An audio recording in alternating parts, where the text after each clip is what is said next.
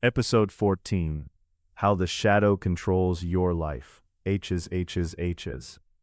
Most people believe they are in control of their lives. They believe their decisions are conscious. Their opinions are rational. Their actions are intentional. And sometimes they are. But Carl Jung believes something far more unsettling. He believed that much of human behavior is influenced by forces hidden beneath conscious awareness. Forces we do not fully understand. Forces we rarely recognize. Forces that quietly shape our choices every day. Among these hidden forces, none is more powerful than the shadow.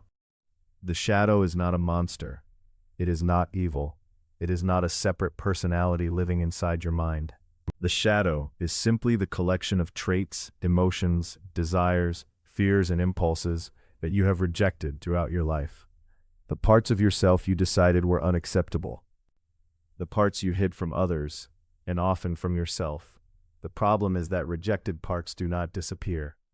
They continue existing beneath the surface, and what remains unconscious often gains power. Jung famously warned, "Until you make the unconscious conscious, it will direct your life, and you will call it fate."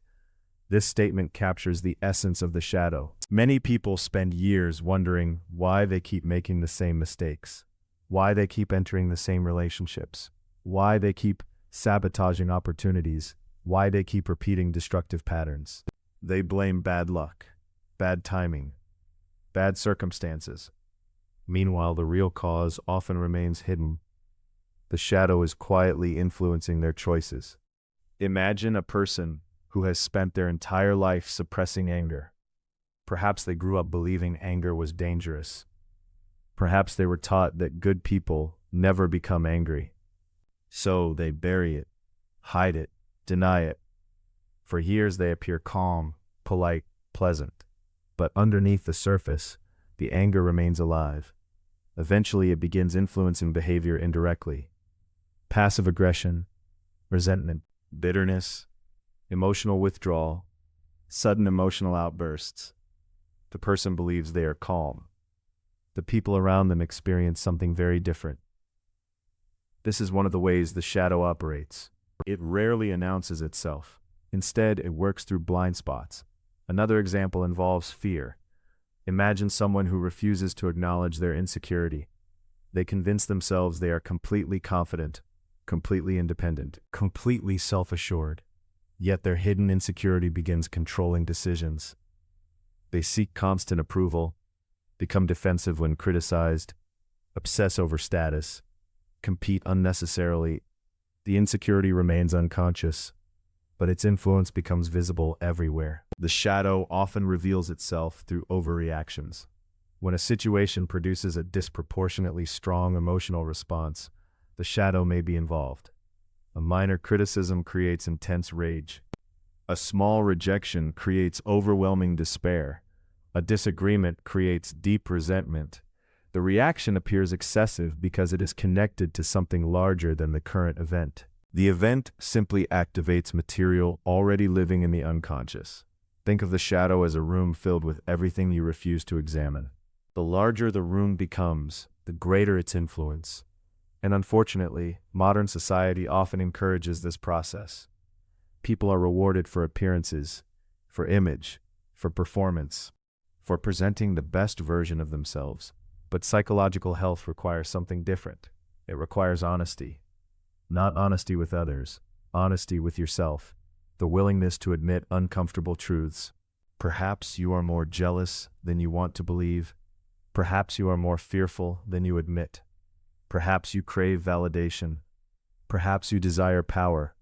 Perhaps you carry resentment. Perhaps you envy people you claim to dislike. These admissions are uncomfortable, but they are also liberating, because acknowledged weaknesses lose much of their hidden power. Ignored weaknesses become dangerous. There is another way the shadow controls life. Projection, the tendency to see our rejected traits in other people. The person who cannot accept their own selfishness notices selfish people everywhere. The person who rejects their own arrogance becomes obsessed with arrogant individuals. The person who suppresses ambition criticizes successful people. The world becomes filled with mirrors. Yet, most people never realize they are looking at reflections. They remain focused on the other person, the enemy, the rival, the problem. Meanwhile, the deeper lesson remains hidden, the lesson about themselves. This is why Jung viewed relationships as opportunities for self-discovery. Every conflict contains information. Every irritation contains information. Every intense emotional reaction contains information. The question is whether we are willing to investigate it. Most people are not, because the ego prefers comfort. The ego wants to maintain a positive self-image. The shadow threatens that image. It introduces complexity, contradiction, imperfection, and human beings often resist these realities. Yet growth requires confronting them. Jung believed the goal was not eliminating the shadow. Every human being has a shadow. The goal is integration, to become aware of the hidden parts, to understand them, to accept responsibility for them, and to consciously direct their energy. This process transforms weakness into strength. The person who understands their anger can use it constructively. The person who understands their fear becomes less controlled by it. The person who understands their desire for approval becomes more independent. Awareness changes everything, because awareness creates choice, and choice creates freedom. Without awareness, the shadow remains in control. It influences decisions from behind the curtain, pulling strings, shaping reactions, creating patterns, and leaving the individual confused about why life keeps unfolding the same way. But once awareness arrives, the situation changes.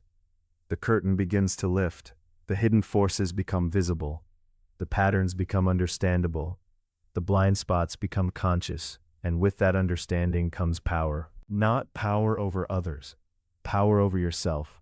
Perhaps this is why Jung believed that confronting the shadow is one of the most important tasks in life. Not because it is easy, but because it leads to wholeness. The alternative is remaining divided, living one life consciously and another unconsciously, allowing hidden forces to make decisions on your behalf. The shadow will influence your life whether you acknowledge it or not. That much is unavoidable. The only question is whether it will operate in darkness, or whether you will finally bring it into the light.